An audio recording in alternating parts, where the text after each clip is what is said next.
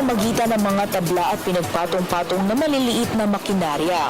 Ipinakita ni Omer Reyes, isang artist, ang kanyang interpretasyon ng oras sa kanyang ika-19 na solo exhibit na pinamagatan About Time.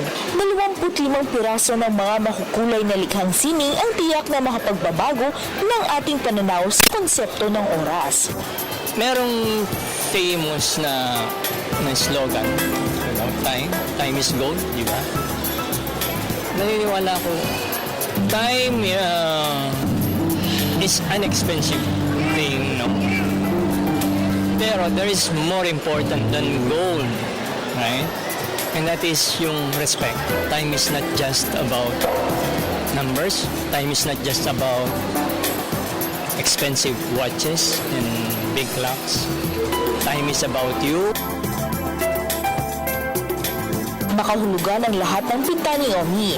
Sa detalye pa lang ay kitang-kita na ang kanyang kasanayan bilang isang batikang artist. Ginagawa ko yung ganitong style since 1985 eh.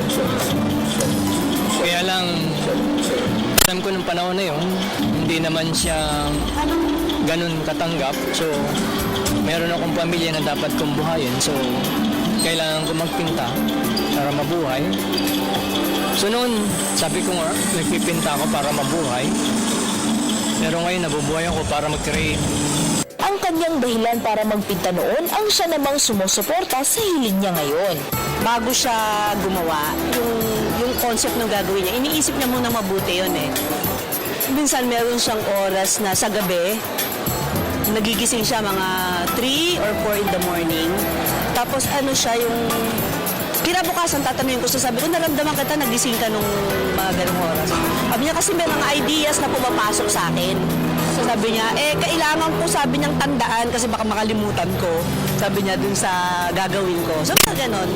Siksik at komplikado ang mga obra. Gaya na lamang ng animoy kabayong ito na hitik sa piyesa. Mahirap kasi, kung mapapansin nyo, bawat piyesa, kinokorte, talagang pinapadaan sa machine. Meron siyang high-powered tools para may korte siya. Ang pinakamahirap yung concept kung ano yung gagawin. Mahilig sa larong karera ang oras, kaya't habang may panahon pa ay subukan nating gumawa ng mga bagay na lumain man ang panahon ay mananatiling sariwa sa alaala.